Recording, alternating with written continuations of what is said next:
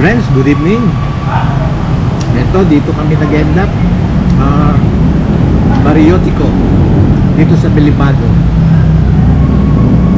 Yung tapat nito, doon yung gawa ng sidecar. Diyan ko pinagawa. Sidecar.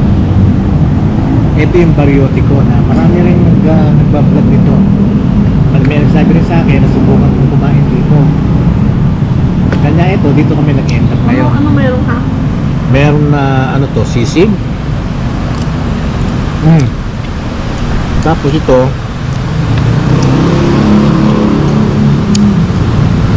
tinuguan. Ano ba yan? Ba tsura? Kari-kari. Ito tokwa. Yung tokwa masarap. Buha ko ng ng isang dakot lang na ampalaya. Okay naman lasa. Ito marinated na bangus, masarap. Itong chicken barbecue, okay naman siya. Ito okay naman. Ano to? Kare-kare. Masarap. Ha? Masarap kaya lang parang medyo maalat. Ang alin? Lahat ng tikman ko maalat. Ganon? Ewan ko lang. Ito lang naman tinikmang Pero ko. masarap. Ang kanin lang Ito ga. masyadong ang kanin masyadong Ito ga. Wala akong nakita. May baboy, wala. wala, lang tokwa lang. Puro tokwa lang po. Okay naman siya. Kainin mo. Ang kanin masyadong dikit-dikit. Malagkit. Ano ba yun? Malagkit. Malagkit na dikit-dikit. Kung mahilig ka sa kanyang kanin. Tapos, kung hindi ka kumakain ng shrimp or baboy, mga gulay nila lahat, either may crab, may shrimp, or may baboy. Kasi hindi kumakain. Katulad ni Jerlin. Like ako, hindi na ako babalik dito. Targabyado siya dahil kasi mostly may baboy. Tinry lang namin, guys.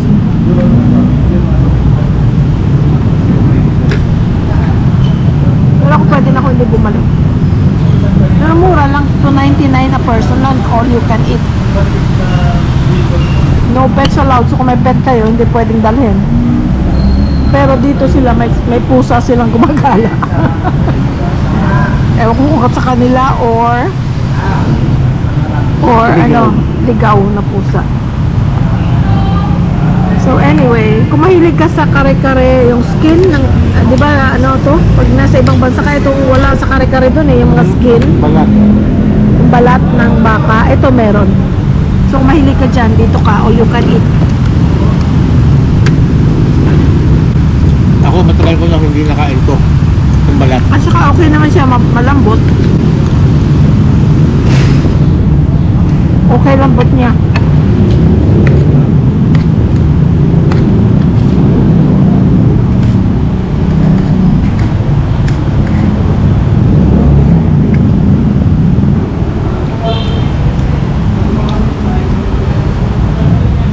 Isda. Maraming ulam, pakita ko mamaya.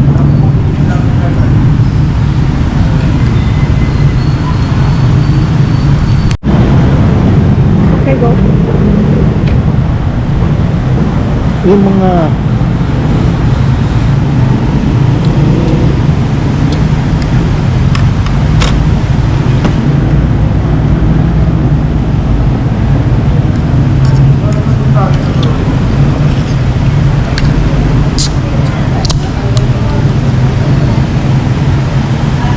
pagkain na against their religion, katulad ng baboy, Muslim, hindi kumakain yan, Adventist, INC, Dugo sa INC yan. Dugo lang. hindi kumakain ba silang baboy? I think so. Okay. Anyway, doon sa mga against their religion, katulad ng Adventist, pasti isda, meron silang isdang hindi kinakain, yung walang kaliskis. Talo kayo dito. Pero yung anything na you can eat, yung mga hindi against sa inyong religion, pwede na rin dito. Alam niyo kung bakit? Mura. Yun lang ang, yun ang nakita ko na advantage ng mga walang Walang restriction sa diet nyo. restriction Mura lang. sa pagkain, like pork, ganyan, shrimp. Mura lang, siya. mura lang. Tapos yung ito, 35 pesos. Tapos, actually may libre na palang tubig siguro o kasi meron na binigay niya kami.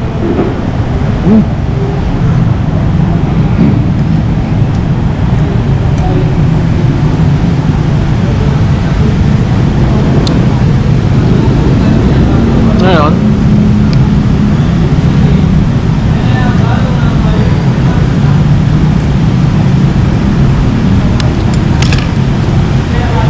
ang isa pa, napun ako,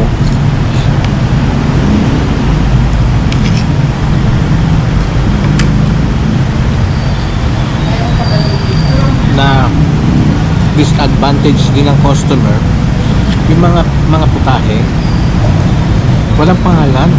Ay no, hindi mo alam kung anong kinakain. Hindi mo alam kung ano yung pagkain na nandun. Pag Walang nagtanong ka, label.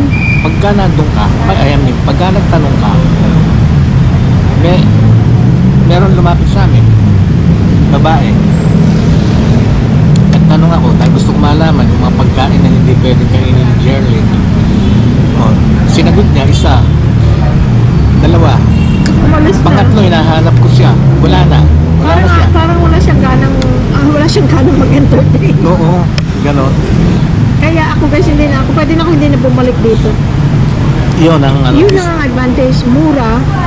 I mean, you get what you pay for. So, mura, tsaka all you can eat. So, kung wala kang restriction sa diet mo, at tsaka masarap naman. Okay naman ang lasa. Hindi naman, okay ang Yeah. lasa niya. Tama yun. Okay. So, okay ang lasa niya. Pero kung may mga restrictions ka sa diet mo, then this is not the place for you. At saka, walang mga label. Ang daming selection, pero walang label. Hindi mo alam kung anong meron. Honest talagang, agad dun, parang may isda dun na, I'm not sure kung isda.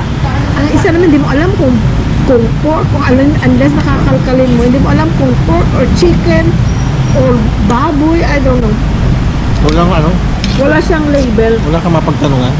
Tapos pag nagtanong ka, parang hindi siya interesadong sumagot. Tapos wala, malis na. Nakasagot lang siya dalawa. Tapos yung sagot pa niya, yung parang pilit lang. Parang siyang napilitan ng sumagot. Yun lang hanapon ako. Ano yung nung nagbayad ka? Na yung pera pinatong niya sa plato? Ako. Ha? Ako. Ikaw ang Hindi ko alam na yun yung plato yung ginagawa. Nakala ko doon ilalagay yung perang pambayad. Dahil Ikaw kasi, pala naglalagay. hindi ka pwedeng pumasok at kukuha ng pagkain without Paying Mask. first and mask. And you Wow. pay first. And then bibigyan ka ng plato. So, may booth, may counter. Like ako, ayoko na, wala na akong gusto kainin. Ayan na. Wala na ako. I'm still hungry. Doon sa counter, pumunta ako para magbayad. Kasi, you have to pay first bago ka kukuha ng pagkain. So, bayad ako. 638, including these two Coke Zero. Tapos ginano yung pagkain, inilabas sa It's butas. already 6:38 kasi 35 ang isa nito. May discount ako. Madala. So, yung ginanon yung plato. Which is, I thought, na doon ko ilalagay yung payment. Na Kasi parang ayaw nilang kumuha ng pera. Dahil nga, una nga yung mask. Kailangan nakamask ka. Kaya akala ko ngayon, sa payment, ilalagay mo doon yung pera Kasi kagaya sa plato. sa ibang tindahan ganun kasi guys. Instead May na tray. at saka kahit sa ibang bansa ganun din minsan sa May tray. Asia. Ayaw nilang hawakan yung pera. Ikaw ilalagay mo sa tray ang pera tapos kukunin nila lang tray. Mm. Tapos pag may sukli ilalagay din nila sa tray. Tapos ikaw ang kukuha doon sa tray. So, So, binigay yung plato. So, yun ang akala ko. Akala niya ganun guys. Binigay niya yung pera doon. Nilagay ko yung pera. Kaya pala nung nilapit ko siya, Nung sabi bumalik niya ako, sa babae, pinalitan mo ba yung ano? Hindi, yung tinanong ko, plato?" teka muna, yung palang pinigay ng plato sa akin para yung palang kakainan. Oo. Kaya ako pwede makipalitan dahil kasi diyan ko nilagay yung pera eh. Akala ko diyan nilalagay. Pero ayun, Pinalitan naman daw pinalitan yan. naman. Maraming pero okay ang food.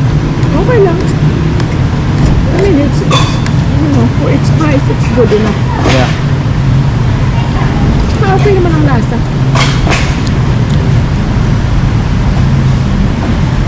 At saka unlimited. So, yun. Mhm. Doon ka mananalo kung malakas kang kumain. Kasi mura. Pupunta ako, papakita ko kung anong meron doon. Sige. Ha?